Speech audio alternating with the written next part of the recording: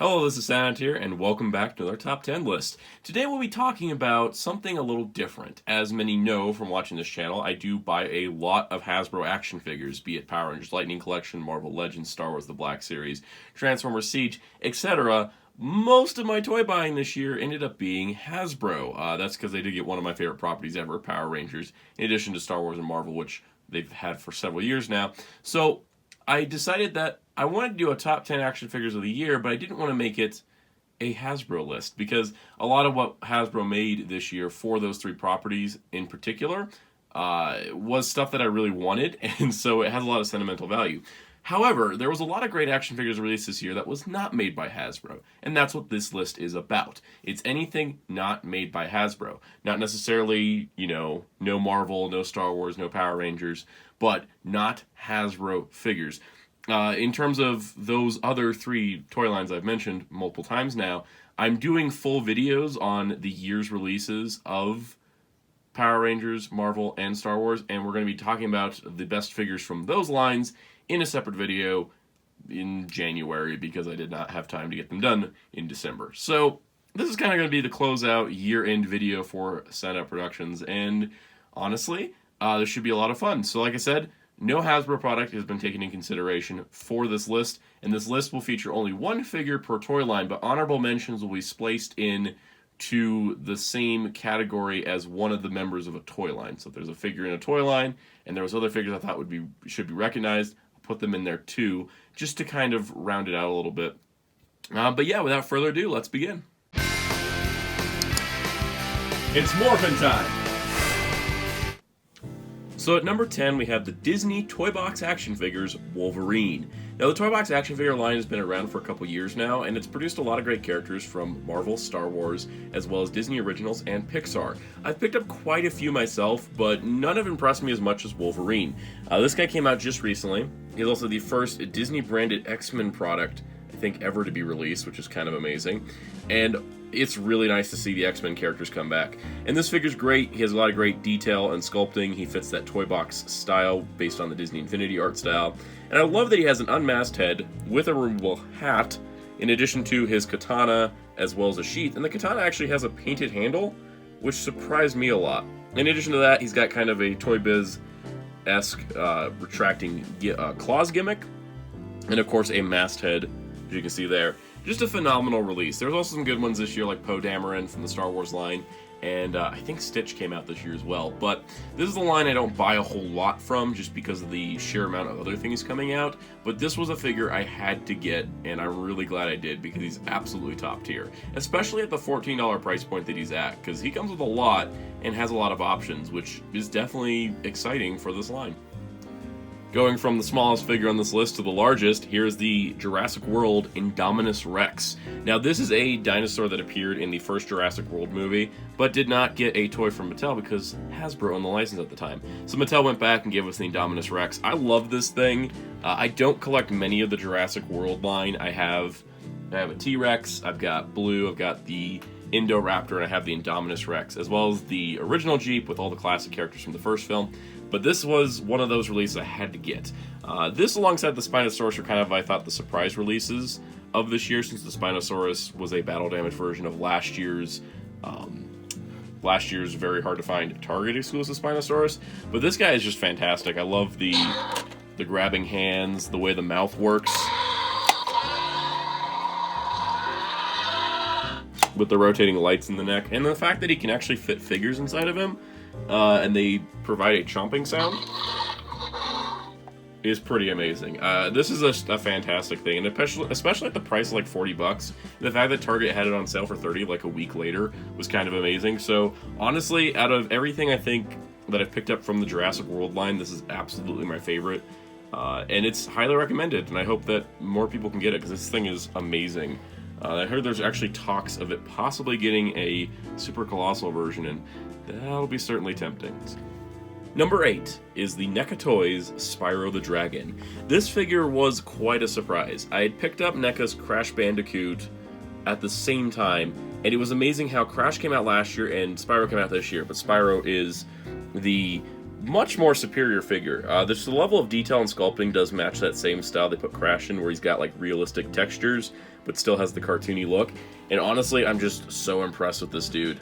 He's just a really great figure. I love the articulation of the tail. NECA was a company that I didn't buy many products from because my past experiences had featured a lot of breakage from a lot of their figures, and I'd picked up some figures here and there like the Christopher Reeve Superman, and I started collecting their Godzilla figures, which I thought were really high quality, and I was like, okay, maybe NECA's turning around, but then I picked up another figure that ended up breaking, so I was kind of like, do they still not have the stability down? But after getting Crash and Spyro, and specifically Spyro, since he does have a few more joints, I feel like NECA does have that great quality that they really deserve, because they do make a lot of great figures that just had some really bad QC. So Spyro kind of turned me around on NECA, and that led to other decisions of things I bought this year. So overall, a fantastic figure at a great price point. He was like $22, I think, considering he's, fully new sculpt, has full articulation, and it's pretty good size. He's not tiny, so I really do like this, and I hope that we get to see some more classic characters from Spyro and Crash in the future. Number 7 on this list is Mego Nosferatu. One of the biggest surprises of 2018 was Mego's return to the toy industry in the aisles of Target only. And the biggest surprise of this year was that Target lost the exclusivity and Mego became more available to all retailers. And coming alongside that was a new assortment that featured many characters from Star Trek, from horror icons to all kinds of stuff. But my favorite of the year that I was able to pick up was Nosferatu. There was another wave this year that had Headless Horseman and the Mummy and the Phantom of the Opera, and those may have edged out Nosferatu, but I didn't get a chance to pick them up before the year was over, so I can't include him on the list that way. But overall, I think Nosferatu nailed the look of the classic version of the character, and it just looks really great in the Mego style. Honorable mentions in this category go to the Wolfman and the Invisible Man. Invisible Man, I like that they went with a clear body, but I think it wasn't the best choice. And the Wolfman looks a little weird, but I do like his kind of goofy style. I know he's not based on the Wolfman, but the face of the screaming wolf, but it kind of works out and it goes with the collection. And pairing this with last year's Dracula and Frankenstein, I'm loving this classic lineup. So hopefully I'll be able to pick up those new monsters as well. I hope Mego continues this for a while, because the quality here is really fantastic for the fact these are in the $15 to $17 range and have soft goods, really tight joints, and really good articulation. In that classic vintage Mego style is very impressive that they're able to do this in 2019 and have it feel the same way they did it back in the 70s. Number 6 on our list is the Diamond Select Toys Walgreens exclusive Tron series Kevin Flynn. Now this was actually kind of a surprise because Diamond Select earlier in the year released Kingdom Hearts versions of Tron and Sark, which were kind of less articulated, didn't have any discs, and they were a little bit underwhelming overall. I found those figures to be great because they were the classic characters, but they could have been better action figures. And then Diamond Select announced that they're going to do a wave of classic Tron characters with Tron Sark redone on new bodies, as well as the Kevin Flynn in his Infiltrator colors, and then the Kevin Flynn normal colors will be Walgreens exclusive. Those first three were meant to be in a wave released in September that had a Build a Recognizer set, which that didn't come out, and they've been delayed till spring, so this is the only one I currently have. Tron and Sark also came out at Walgreens, which just including an identity disc and a stand each, much like Flynn here. And the fact that these are like, I think they were 15 or 17, is pretty amazing, because this guy has, rocker ankles, double joint knees, thigh swivels, double joint elbows, wrist articulation, and a disc that not only holds in his hand and doesn't fall out, but also has a peg to plug into his back. It's pretty incredible, and I'm honestly so surprised, because you went from very mediocre Tron figures earlier in the year to like a really well-articulated, well-detailed, very good likeness version of Tron's world. And so I'm hoping that, Diamond Select does continue this line past the 3 coming out in spring, and I'd love to see more of this to continue the rest of the characters from the original movie, as well as maybe do stuff from Uprising and Legacy. While that's kind of a pipe dream at this point, we'll see what happens. I definitely think that the Recognizer wave is going to be pretty awesome when it does release, and I can't wait to see it, because this is one of the best action figures of the year, and it comes from Diamond Select Toys, which that's very unusual. Number 5 is the Gundam Universe GU02 Wing Gundam. This guy is fantastic. Also the RX-78, he just narrowly did not make the list. I picked Wing just because the Wing has a little bit more articulation. These two are fantastic. Unicorn's not in the running just because he's good. It's a good figure, but he's not best of the year contender. So kind of putting him there. These are the two here. I haven't gotten a chance to pick a Wave 2. There was this thing called Soul Chogokin Vehicle Voltron. That kind of made other things have to get pushed off till later. But Wing Gundam, absolutely fantastic, especially at a $25 price point. The Gundam Universe line in general is amazing to me. Bandai made an affordable, larger scale line for the North American market that they also sell in Japan, but mostly so that, you know, collectors of Gundam don't have to build model kits to get figures of their favorite mobile suits. And I think that's fantastic, and I can't wait to see where this line goes. This is an excellent release and absolutely deserves a spot on this list. Number 4 is the DC Multiverse Red Robin. Part of the last wave of DC Multiverse action figures from Mattel. This guy is fantastic. He has every bit of articulation you could ever need, and honestly, outside of butterfly shoulders, there's nothing missing. He's got a bow staff, he can pose correctly, he's got extra hands, looks great, matches the comic. Excellent figure. Honorable mentions in this category go to Lobo, which is just a perfect rebirth Lobo, and the Alfred that comes with 3 different Alfred heads, in addition to an Outsider reference. These are great figures. The only problem is they came from a company that misused their license for many years. For several years, it seems like Mattel did not care about DC, and they finally introduced new body molds in 2016, and that seemed to have been the start of, let's start getting back to those old DC UC heydays, and they stumbled pretty hard, and now the license is lapsed, and Red Robin's one of the last figures they released. Same with Alfred. Lobo was, you know, something that a lot of people wanted, so I'm glad this came out. But Mattel also did leave 25 unreleased figures on the table that definitely could have made money if they decided to actually release stuff. It was like Lobo came out, Shazam Wave came out, and then they dropped like Ninja Batman and the Batman 80th Wave and Killer Croc Wave just back to back, and then they were done. There was a lot still left to be desired from this line that they did show off, but you know, they're lost for tooling figures and not releasing them and not taking care of the line. So we'll see what McFarlane does next year, but you know, if Mattel was going to end this year, at least they did end it with a strong figure like Red Robin. If every DC Mattel figure was like this from the last 5 years, they definitely wouldn't be losing the license, and definitely we'd be seeing some great stuff now. But we'll see what happens next year. Starting out the top 3 spots on our list, we have the Figma Persona 5 Skull. I picked Skull over Queen and Fox only because Ryuji is like my favorite character from Persona 5. It's personally character bias at this point. All are fantastic figures with amazing articulation, great accessories, a intense level of accuracy, and a really great body proportion that matches the art style of Persona. And I think they're all fantastic. The thing is, only one of them can take the spot, so I give it to Skull. Of course, he's also the newest release. Well, not technically, because I didn't pick up Civilian Futaba. But he is fantastic. This whole line is fantastic. If you're a fan of Persona 5 and you want action figures of them, this is the best way to do it. We're currently just missing a couple more Phantom Thieves. We've got Noir and Oracle coming out next year, and I'm sure Crow is all along the way as well. And I very much look forward to kind of finishing the team off. But great year for Figma, I think, in a lot of ways. These were the ones I picked up, though. And yeah, any of these could take this spot, but I'm picking Skull just out of favoritism. Number 2 is SH Figuarts Shinkocho Seiho Kamen Rider Kiva form. This is a fantastic figure, regardless of the fact that Kiva's been asked for pretty much a decade at this point. Base form Kiva turned out to be a really amazing action figure, and I'm honestly very impressed by this. It's no other Figuart topped this. Figuarts Poppy is pretty good, and I don't think I actually picked up that many Figuarts this year, as I feel like Bandai is slipping into that hole of we're just going to make everything good, premium Bandai.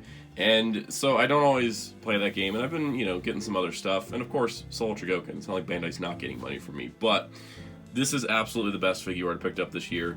Best Rider Figuart since Wizard last year. I think there's been one really amazing Rider Figuart about once a year, and I think this was it. So I look forward to seeing what they do in 2020. I have, you know, got Kamen Rider Zero on the way, and there's also a new Garo Figuart, so there's definitely cool stuff. So we'll see how next year's list turns out, but of this year, Kiva, hands down, there is no competition. Disney, Mattel, Good Smile Company, Diamond Select Toys, and NECA have all produced fantastic things this year. This list has shown the best of the best, but of course, something has to be number 1.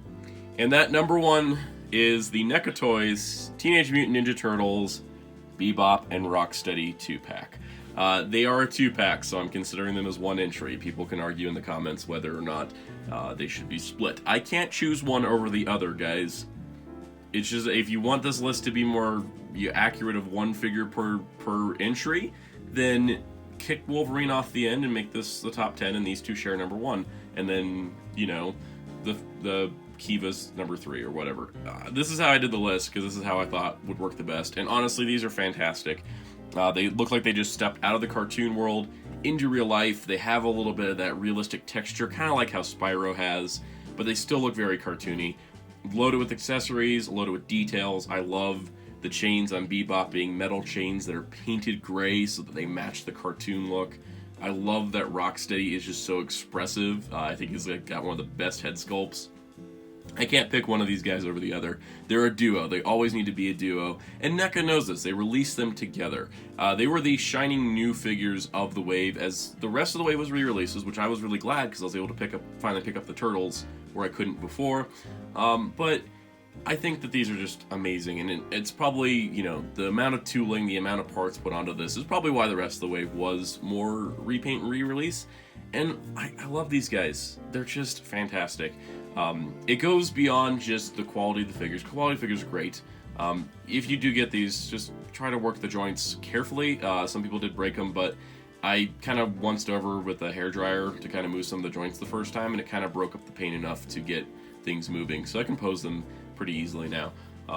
But these guys are just fantastic. Getting the two of them at $52 feels right. I think the Turtles felt a little high, because it was like, oh, they come with accessories, but they're still kind of small. These guys are big, beefy, totally worth it. And, you know, if anything's going to beat Figuarts or Figma or, you know, even like Mattel DC, because DC is one of my big things, if anything's going to beat that, it's going to be something that is this good. They're great figures, but also because Ninja Turtles does mean a lot to me, specifically the 87 show.